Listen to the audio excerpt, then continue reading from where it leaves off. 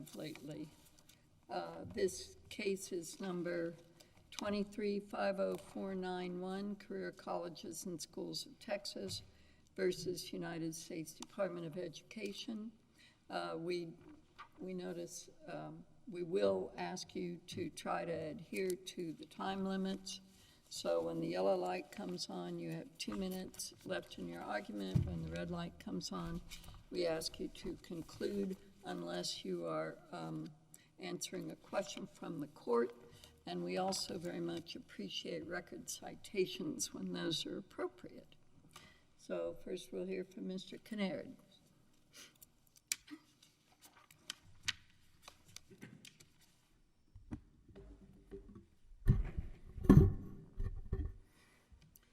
May it please the court, Stephen Kinnaird for CCST. The district court refused to postpone the effective date of the borrower defense and closed school regulations solely on the ground that CCST failed to prove irreparable injury. That finding contravenes both the law and the record. In evaluating irreparable injury, it is important to understand that the regulations operate as an integrated whole and represent a sea change from the 2019 rule, and 4 points in that regard. First, the department for the first time regulated so-called aggressive recruiting practices. It also promulgated a broad new array of proscriptions on misrepresentations. Critically, it abolished scienter requirements in favor of strict liability. Second, the threatened financial liability is dramatically expanded. There are no limitation periods on claims anymore. Every proven defense discharges the entire student debt of the borrower. And third, the new group claim processes employ an extraordinary presumption. Every borrower is presumed to have made an attendance decision based on the alleged act or omission of whatever kind. And fourth, that presumption is effectively unrebuttable. The institution only has 90 days for a response to essentially put forward a merits defense on a class action. And if you have 100 borrowers in a group, you have to disprove that each of the 100 made an attendance decision. And that's impossible because you have no access to the necessary information on reliance, attendance decisions, and injury, which will be in the possession of the borrower. As the district court found, neither the discharge proceeding nor the recoupment proceeding provide any right of discovery or witness examination. So the department intended for institutions operating in the shadow of this heavy hammer to adjust their behavior. And the witnesses so testify. No, they gave you a choice. You can either adjust to the hammer or you can forego federal money. Well, Your Honor, I think that foregoing federal money is similar to Medicaid or something like that, is an injury. So while that's an option, I think that would be irreparable injury. And there were multiple kinds of irreparable injury that were testified to. First, multiple witnesses attested to increased training.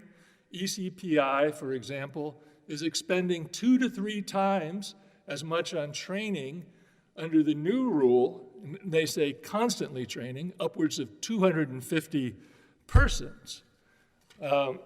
And second, because there's no limitations period, schools are redesigning their record-keeping systems to keep records indefinitely. And in Restaurant Center, this court found that ongoing defensive record-keeping is an irreparable injury that could justify a preliminary injunction. Third, the ECPI is going to hire new compliance staff to handle this burden after the rule goes into effect. Fourth, there was testimony that they are now vetting every communication, marketing, recruiting, and the like, because of the strict liability, which is not something they had to do under the 2019 rule, which only penalized knowing misrepresentation. And fifth, it is a virtual certainty that at least one CCST member will be compelled to participate in an unlawful Article I forum, and that counts as irreparable injury under Union Carbide. And the final category of irreparable injury is that the expanded closed school liability has forced CCST member ECPI to abandon plans to close a Richmond location, so they have the cost of maintaining a lease that they would otherwise terminate, and it restricts their programming freedom to shift students to a state-of-the-art facility, which is actually better for students. So all of these injuries are concrete and traceable to the rule. And if the threshold showing of irreparable injury is met, Section 705 empowers an appellate court to postpone the effective date of the rule. And here the likelihood of success on the merits is so overwhelming that this court should do so. And I begin with the governing statute, Section 455H, which is simply a grant of rulemaking power, and a very limited one at that. It says, the Secretary shall specify in regulations which acts or omissions of an institution of higher education a borrower may assert as a defense to repayment of a loan made under this part. Assertion of a defense, as all lawyers know, is a term of art. It's the polar opposite of assertion of a claim. So Congress envisioned that the department would specify the conduct that could be asserted in a collection proceeding, and that's what the 1994 rule said right on its face. It said in any question, whose collection proceeding was this going to be? Those would be, well, there were various ones specified. Some of them are by the Secretary. So even back under the old regime prior to direct loans, a borrower could always raise a defense that the debt is unenforceable. And so, for example, if you had fraudulent inducement, that would be a ground. But it would be raised in collection proceedings, and that's what the department said in 1995, said the FFEL borrowers raise these in collection proceedings, the direct loan recipients can do the same. But even if this court finds any ambiguity as to whether 455H authorizes claims, it certainly does not authorize adjudication of those claims. And it would be a breathtaking expansion, I think, of the administrative state if a mere grant of rulemaking power would impliedly give you the right to adjudicate claims. That would undermine Congress's prerogative under the public rights doctrine. Adjudicating, what do you describe as a claim that would be adjudicated here? Well, there are two types of claims. One is the claim against the government, and this is how it's so let's assume there was a legitimate claim that a student had against one of these colleges. Mm-hmm. As I understand it, the regs used to say that if the lender sued the student to collect, right, a private lend, or even that the student could raise defenses against the lender. Is that right? Well, there certainly are, state law defenses. I think the way that this scheme had worked was, and if you go back to FFEL, those were government guarantees of private loans. So there would have been already a default or a delinquency if the secretary was engaged in some of his own regulations for collection proceedings. But in the direct loan, I think they enumerated the types. It wasn't exhaustive, but they enumerated the types, and some of them would be offset of tax refunds. Some would be consumer reporting. Some would be other types of wage garnishment. There are various mechanisms where the secretary would determine enforceability. And I think it's important to note that the language here is simply specify in regulations. When Congress has wanted to actually grant discharge authority. It does in no uncertain terms. And I would give you, for example, 20 U.S.C. 1087J, where for full-time teachers, Congress authorized the Secretary to, quote, carry out a program of canceling the obligation to repay a qualified loan. Similarly, in 20 U.S.C. 1087, there are numerous grounds on which the Secretary can discharge a loan. He's authorized to discharge a loan. Congress did not use that language here. That was not its intent. And as the Supreme Court said in Banc I and the Ninth Circuit in RLC Industries, the grant of the mere power to make rules does not subsume the power to adjudicate cases under those rules. What do you do with the chauffeur's case where they basically affirmed the department's ability to adjudicate? Well, again, that was a situation, I don't think that case is correctly decided, but that case had more to do with the fact that there was an authorization of certain remedies and that there were rules under, I believe it is 1093C, where the Secretary had the power to hold hearings versus fines and suspensions. But this is not a case where the Secretary is trying to graft on an additional remedy. It had struck the old rules from the 2016 and 2019 that allowed evidentiary hearings, and it said instead, we are just going to have this borrower defense proceeding. It's completely a novel scheme. So this is not just an additional remedy. Wasn't the department trying to reduce or eliminate the patchwork quilt of rules and which rules applied when and which loans would be governed by this set of rules and that sort of rules? I mean, in other words, they were trying to simplify the process. I think they were, Your Honor. Yeah, I think they were, but again, the problem is they've gone beyond their statutory remit, which is only to specify in regulations the acts that can be defenses, not to adjudicate. There's likewise... Does it necessarily follow that if they accepted the borrower defense, that they would come back and seek subrogation or restitution, I suppose, from the colleges? Well, I think that they can't do that if it would end up attaching retrospective consequences. They could only do that for old violations if it was also actionable under the 94, 2016, or 2019 regs, and they've held out that possibility, but certainly going forward. But as far as irreparable injury, our claim is not premised on ultimate recoupment liability. One of our claims of irreparable injury is that we are being subjected to participate in an unlawful Article I proceeding, which is the borrower discharge proceeding. And though we may not be formally a party, if we don't participate, we're deemed to concede the defense. That's the point. So then that leads to recoupment, right? Well, I think it would lead to recoupment. That's right. In that circumstance, if we didn't participate. So I think those are all clearly invalid. I would also add there is no statutory basis for recoupment. And the government is all over the map.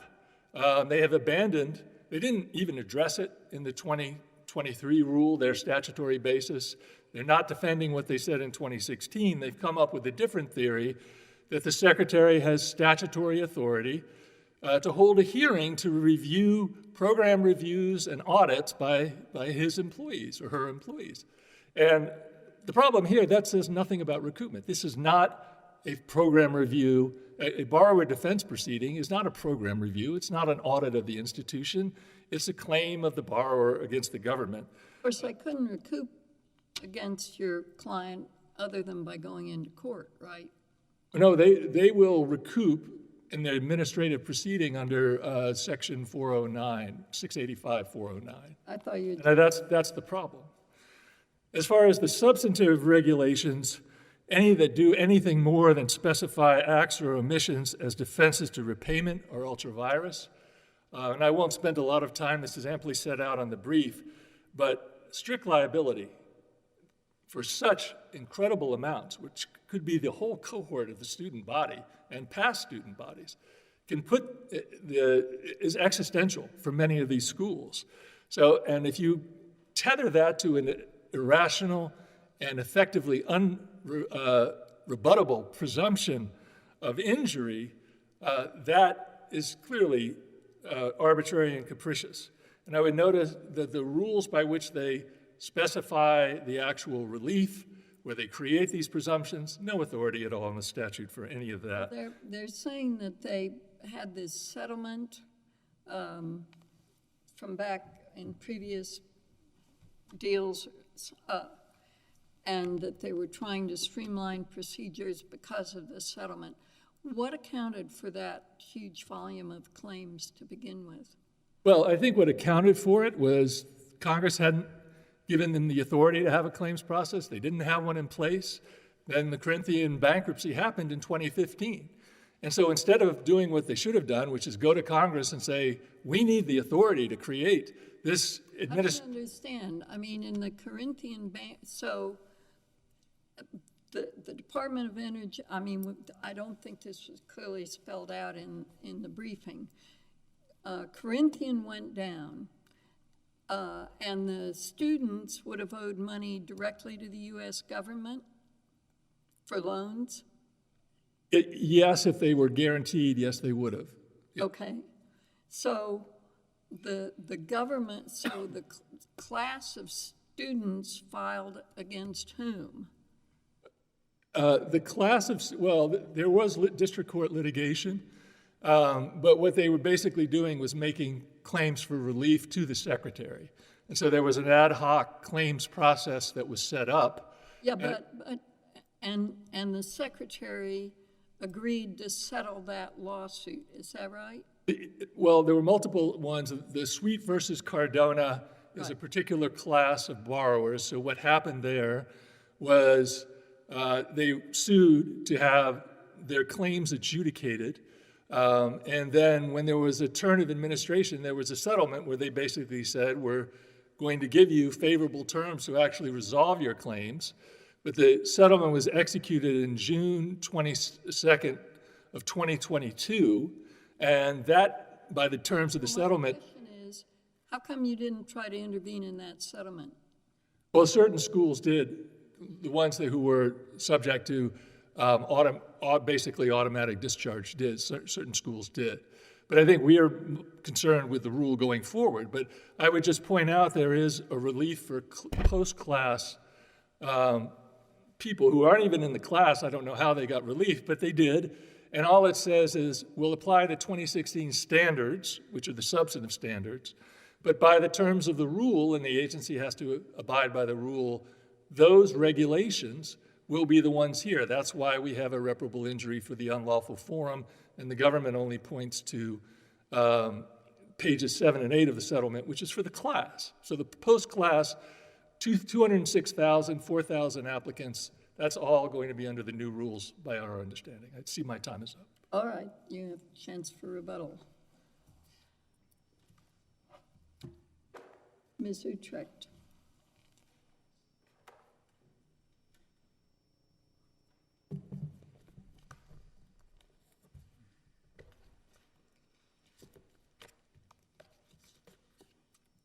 Good afternoon, Your Honors. Jennifer Utrecht on behalf of the Department of Education. Your Honors, at issue today is a comprehensive rule issued by the Department revising longstanding regulations that govern several programs that the Department administers with respect to federal student loans. The district court here correctly found that plaintiffs, who are, it's a trade organization that represents proprietary schools in Texas, have not alleged irreparable harm fairly traceable to the rule.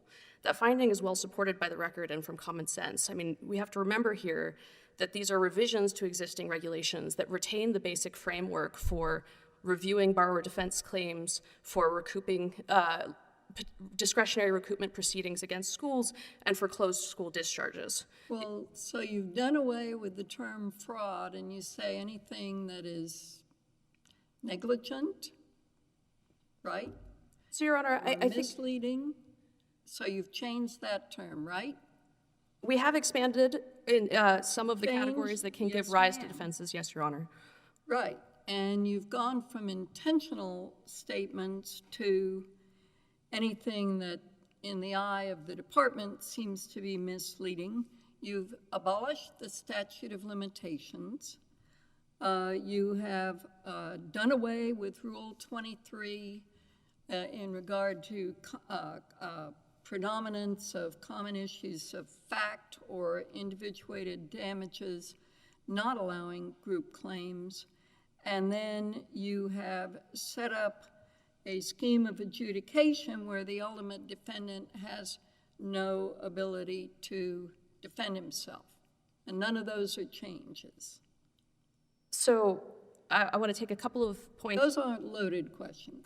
I want to take a couple of those in turn, Your Honor, but I think before I get to each of them, we need to start with the underlying principle here that for there actually to be irreparable harm, plaintiffs have to show that an injury from this rule is certainly impending. Well, and in these I circumstances, think there's an argument for irreparable harm when an agency systematically deviates from every known principle applicable to collection lawsuits. Because what you were talking about is a borrower and you're the lender and you're saying we're going to give you every opportunity to get out of your debt, and the person that we're coming back against has no opportunity to prove that that was totally divorced from traditional standards of liability. so I don't think either of those propositions are correct. Starting with traditional standards of liability, no one here is claiming that the schools are permitted to engage in the kind of conduct that is now giving rise to borrower defenses. State and federal consumer protection laws have always governed against. But you could have defined the liability in terms of state and federal consumer protection rules, but instead you made it even less actionable than most of those laws. You could have tracked. So respectfully, Your Honor, I think for plaintiffs to show irreparable harm here, they would have to show that something this rule does differently, perhaps expanding these standards, is likely to not only lead to a claim being asserted against them, but that claim being meritorious and lead to a recoupment proceeding. Well, not necessarily. The increased regulation compliance would be enough for irreparable harm, correct? So when this court and other courts have talked about compliance costs, what they've typically discussed is some sort of right or obligation has changed, and schools or whoever the regulated entity is has to conform their conduct to the regulation. Again, we don't have any allegation here that these schools are engaged in the kind of conduct that's now covered by the rule. They say they have to vet every communication now. They say that they have to expand their compliance department. And as They say they have to vet everything that goes out in terms of advertising materials because, per Judge Jones's point, fraud's no longer required. It can be just misleading.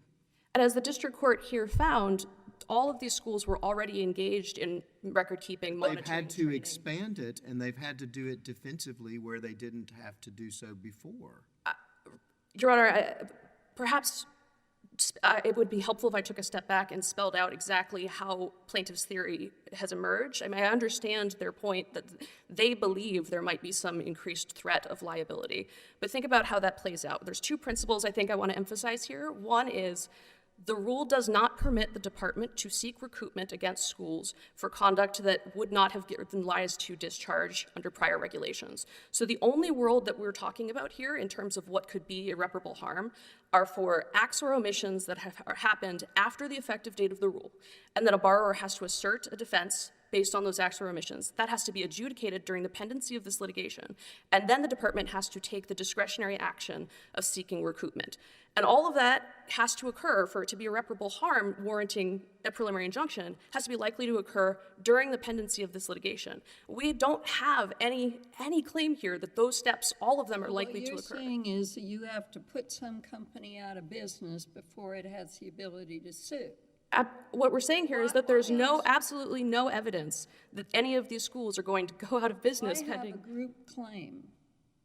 What's the point of a group claim that presumes, contrary to every proposition in Rule 23 class actions, that a misleading statement to one student is a misleading statement to all? That's a mischaracterization of the rule, Your Honor. So the rules group claim adjudication process first requires there to be a finding by the secretary that the students are similarly situated, if they attended a common institution, they're alleging similar acts or omissions, the totality of the circumstances, much like Rule 23, warrants a adjudication as a group. There still has to be determinations that an act or omission was committed and that it caused harm. The presumption, the rebuttable presumption that plaintiffs challenge here, goes to the third element of a borrower defense, which is, if you look at the individual determinations, after there is an act or omission, causation, and harm found, there's then a question of what the remedy should be. There's a separate requirement that the department has to determine the totality of the circumstances, including the acts or omissions that gave rise to the defense, warrant full discharge. And it's only as to that piece that the rebuttable presumption applies, only as to the question of whether... It doesn't matter, because any litigator knows that all you have to do is file something as a group claim. You file something as a group claim, and then the institution that's been challenged has to presume that they're going to have to defend it, right? They don't just sit there like a bump on a log waiting for the secretary to make a decision in his or her discretion. I'm not sure I understand the question, Your Honor. Well, I'm trying to say that let's leave aside the fact that the statute says raise as a defense. That it implies a lot on its own, which you need to respond to at some point. But when you're just talking about group claims with a watered-down standard of liability and no statute of limitations, I don't understand how it helps anybody, either the student or the secretary or the institution, to treat these as group claims with any kind of presumption whatsoever. So a couple of points, Your Honor. First, I don't think it's a watered-down standard of liability. The department Congress has authorized the department to make these determinations about what acts or omissions give rise to defenses. State laws also, the state of Texas, for example, has a consumer protection law that doesn't require knowledge as an element. It's an element for penalties, but not for, rescission, restitution, those sorts of things. Like this, the standard that the department has adopted when it determines the validity of debt that's owed to the federal government, that's a determination that it has made. It balances the department's concerns with financial liability, with making sure there's sufficient evidentiary proof, both for individual and group claims. And I would urge this court to look at the amicus filed by the states, which have given extensive discussion of their experience with group claims under the 2016 rule, where there were adjudication of group claims, with their experience looking into fraud for the Corinthian College's bankruptcy. And what we've seen, the department has seen, which was part of the reason for the standards that they have adopted, is that when we are talking about students that are similarly situated, students that attended similar institutions, that have the same widespread misrepresentations about employment statistics, for example, that those things affect them in similar ways, and that is what informs the rebuttable presumption. And for the schools, of course, we're only concerned about them at the back end, after a discharge decision has been made, after the department determines the validity of federal debt owed to them. And we've seen numerous opportunities for schools, both in the recoupment proceedings and during the discharge proceedings. They can opine on whether a group is appropriate under the regulations. They can opine as to whether there is a valid defense in individual cases. Well, what about, for instance, the presumption about closing the schools that allows anybody who withdrew within 6 months before this, let's say this particular building was shut down, to get a discharge? So I would start with the premise that that was also true under the 2019 regulation. There was a presumption there that if a student withdrew within 100 days of the school's closure, that student was unable to complete the program of study due to the closure of the school, and they could obtain a discharge. The only thing that this rule changes is that it says 180 days from the date that the school has closed down the majority of its programs. That doesn't change the definition of closed school. No student can obtain a discharge unless the school fully and finally closes down. Do you disagree with their hypothetical about moving from one facility to another in Richmond?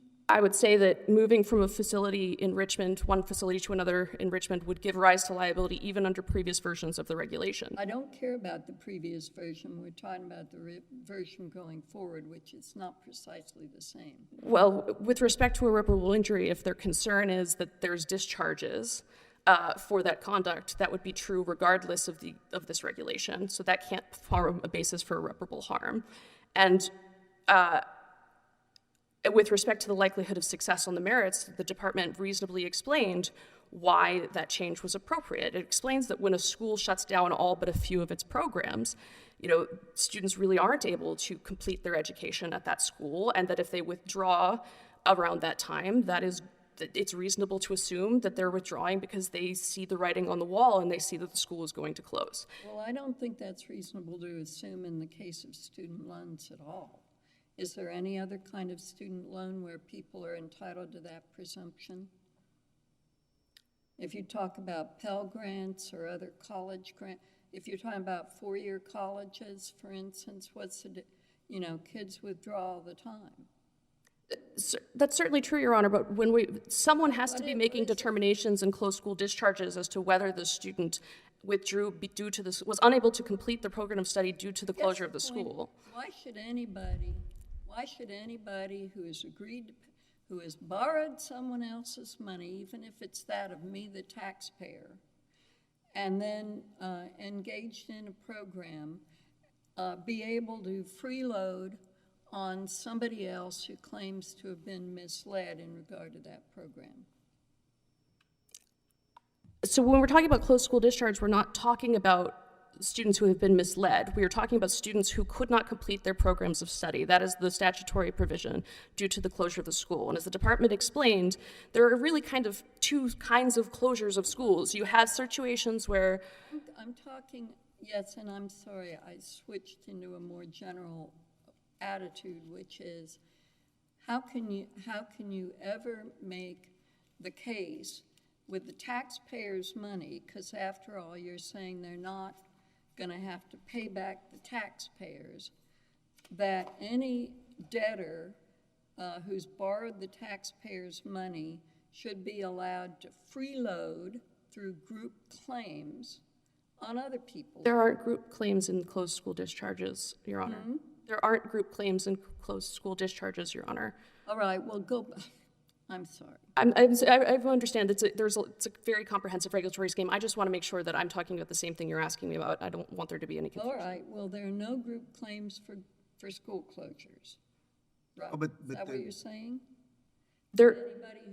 Anybody who left 180 days before can file a claim. And one thing I want to emphasize, Your Honor, which hasn't been discussed, is that one of the other things that this rule does with respect to closed school discharges is that it provides incentives for schools to have orderly closures to try to get students to attend other programs and complete their program of study through teach-out agreements at other locations. If they do that, there is no closed school discharge.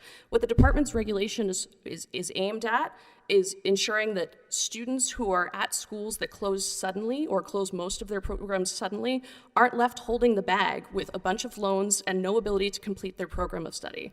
And I have only a few minutes left, so if I'd like... If that were true, they would have breach of contract claims. They might well have fraud claims. They might well have consumer protection type claims under federal or state law. So why write a blanket statute that if it closed down, and we're so smart in Washington, we're going to describe the circumstances, but not the disease, and the disease would have been violation of traditional standards of contract. Well, the statute with respect to closed school discharges says that students are entitled to discharge when they're unable to complete the program of study due to the closure of the school. So looking to breach of contract or other things is really not appropriate in those circumstances. And Back to Judge Jones's earlier question, though, I mean, there aren't group claims under the closed school regulation because basically anyone who was a student there, if the school closed, can make a claim. That's correct, Your Honor. Because of the nature of the statutory remedy that has been provided. And I really want to, you will indulge me, I'd like to spend a few minutes addressing plaintiff's argument that there cannot be affirmative defenses to repayment under the borrower defense provision. So plaintiffs read the statute, which directs the secretary to prescribe regulations defining the acts or omissions that can give rise to a defense to repayment, as if it says the secretary can prescribe acts or omissions that give rise to a defense to collection efforts or a defense to things that happen after a student defaults. We know that the term repayment includes anything while there are existing repayment obligations, and that includes conduct before a default. And it would be really incredible for Congress to have envisioned the scheme as plaintiffs contemplated, where the department who administers these federal loans, who has, just like any consumer lender, needs to be able to determine whether those loans are viable or valid, would be able to say, well, I actually think there is a valid defense to repayment, but my hands are tied. I have to bring a collection proceeding in which there's no real controversy because I don't think that these students have to repay their federal loan because I just need an Article III court to make this determination. That's not the scheme that Congress required, and it's not how this has been administered over the last 30 years, and for that reason, plaintiffs' claim that that's how it has to be done really has no support. And to the extent that plaintiffs are concerned about various, aspects of the revisions rather than a broad challenge to the unlawfulness of the borrower defense proceedings in general, I would urge this court to remember that there are multiple severability provisions within the regulations, and if you have concerns with any particular aspect of them. Well, Judge Pittman didn't rule on any of those. That's correct, Your Honor. And Judge, what really disturbed me in specific, you did spend a third of your brief on standing, which I'm glad you're not trying to argue here. But as to irreparable injury, he just says, basically, well, they say they're going to incur they say they've already incurred all these costs, but so what? There are no specific details. And therefore, unless I have a dollar sign, apparently he's saying there's no irreparable harm. Is that what the law is? I understand the district court's order to say that you have to show that irreparable harm is fairly traceable to the rule, and that is what the law is. And what I've seen here... Was his order before our decision in Restaurant Law Center? It was after the decision in Restaurant Law Center, Your Honor. It's hard to understand. So I think what the district court really emphasized here, and this is in contrast to the decision in Restaurant Law Center, is that when plaintiffs are saying that they have to incur these additional training costs because they're afraid of future liability, there's not real evidence showing that that's actually tied to the rule. And one of the examples that I think struck me as remarkable in plaintiff's brief is they emphasize how many more borrower defense claims have been filed and how they're afraid of liability arising from that. But that was true before this rule issued. That's been true since 2015. And so concerns about... You can argue what you want, but you can't add... I'm looking at what Judge Pittman said, and he lists the criteria that Mr. Shaw's declaration and some others had as to add training staff, allocating resources to anticipate for an anticipated flood of meritless borrower defense claims, record keeping in perpetuity, educating staff, blah, blah, blah. There are about 7 of them, and it says, even if the court assumes these compliance burdens are entirely forward-looking, these statements provide no meaningful information about the specific nature or extent of these costs, nor any concrete indication that they impose more than a de minimis burden in comparison to the school's pre-existing expenses. Is he saying he doesn't believe these? Or is he saying, I need a dollar sign and that's the only way I know irreparable injury? I understand him to be saying that there are many reasons for those costs, and to show irreparable harm, you have to show that it's actually fairly traceable to the rule, that the rule is what's causing them to do this, rather than some speculative fear about future liability that exists regardless of this rule. And that finding is consistent with the law. If he were wrong about the extent to which the forward-looking rule is more onerous on the colleges than what existed in the past. And they listed 4 or 5 ways in which it's completely different. And that led to higher compliance costs. Why does it make any sense to say, oh, well, it's nothing, it's de minimis? I just don't think that's, the court was, In other words, if the price of gas is gonna double and you're running a trucking company, your costs increase, right? If the price of running a school increases because of the administrative regulations in such a way that there's demonstrable threat of litigation that didn't exist before, the costs are going to increase. and the district court disagrees, and it was reasonable for the district court to agree with that second proposition, that it's not a demonstrable increase in costs, That's why I said, is he saying he needs dollars, or is he saying I disbelieve the sworn affidavits? And if he disbelieved them, why? On what basis? What contrary evidence was there? So the contrary evidence, Your Honor, Other than the affiants? What is it? the contrary evidence, Your Honor, cited by the district court was the fact that all of these schools were already engaged in these efforts, and the court simply did not see any indication that their increased costs were the result of this rule rather than some other explanation, because the potential liability that they have claimed is purely speculative and not likely to occur during the course of this litigation. And that is that. So they're just engaged in hypothetical paranoia. Your Honor, I would urge this court to reread the Supreme Court's decision in Clapper, which suggests that when you're afraid of liability and that liability is purely speculative, your choice to spend money to avoid that is not the sort of thing that gives rise to standing, much less irreparable harm. Clapper was a standing decision. It had nothing to do with irreparable harm. It had to do with speculative future injury for standing purposes. And as I said, I'm glad you weren't arguing against standing in your oral argument. I think it's illustrative, though, Your Honor, because even with respect to irreparable harm, there still has to be an indication that injury is certainly impending. And there is not any evidence to show, as the district court spelled out, that recoupment liability for these schools that would not exist under prior rules is certainly impending. But the district court found standing. That's correct, Your Honor. So the district court found no irreparable harm, basically, as Judge Jones says, by saying it's de minimis. In other words, the court discounted the affidavits, the evidence in the record, and just said it's not enough. I think that there's a couple of parts to the district court's finding. It's not tied to the rule. To the extent that there is anything that's tied to the rule, you haven't provided me with enough for me to be able to quantify it to make a determination about whether the extraordinary remedy that you seek, because there's balancing of equities and things that are involved with a preliminary injunction. I have only speculation about you saying that some schools are spending more money, with no explanation about, for example, yeah. Balance equities or anything like that. He said you fail at irreparable harm.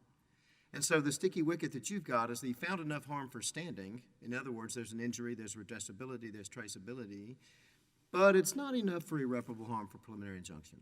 And he stopped. He didn't look at the other three. But that is, I mean, we obviously disagree on standing, but if this court disagrees, what matters for irreparable harm is that you have to show the injury is likely to happen during the pendency of this litigation, and that the district court found, because of how far off recoupment is, and because the plaintiffs haven't shown that anything this rule has changed actually requires the efforts that they are engaged in. So, for example, the district court noted that there's no testimony that, the previous trainings they were engaged in wouldn't cover the sorts of things that this rule now does, or that, and as we've emphasized in our briefing, there are federal and state laws that prohibit the sorts of things that are covered by defenses.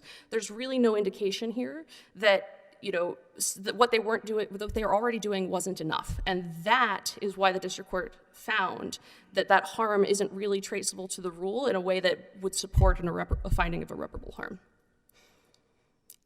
If there are no further questions, we ask that you affirm. Thank you. Thank you. All right, Mr. Kinnaird.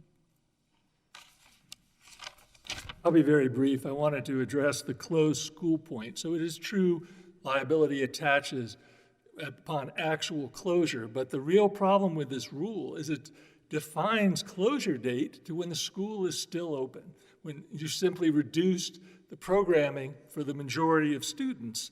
And that is flatly contrary to the law because it meant that you're going to have discharges, including automatic discharges, when there's no finding that it was due to the closure of the school. And by definition, if they had withdrawn prior to the school, maybe there is some circumstantial constructive coercion in a rare case, but that's not what the rule does.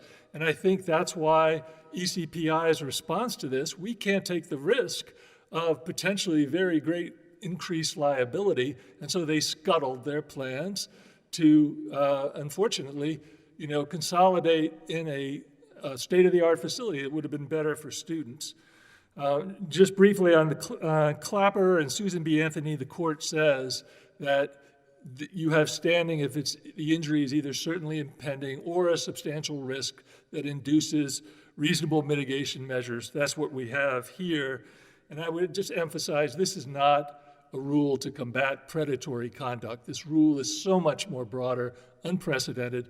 We think it's really a backdoor loan forgiveness program, and it's beyond their authority.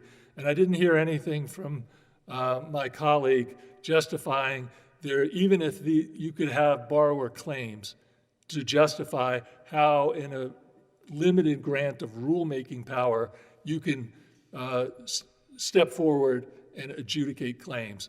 So we think this court should not only reverse the district court, but should itself direct the postponement of the effective date of the rule. Thank you. Okay, thank you. We have your argument. We stand in recess.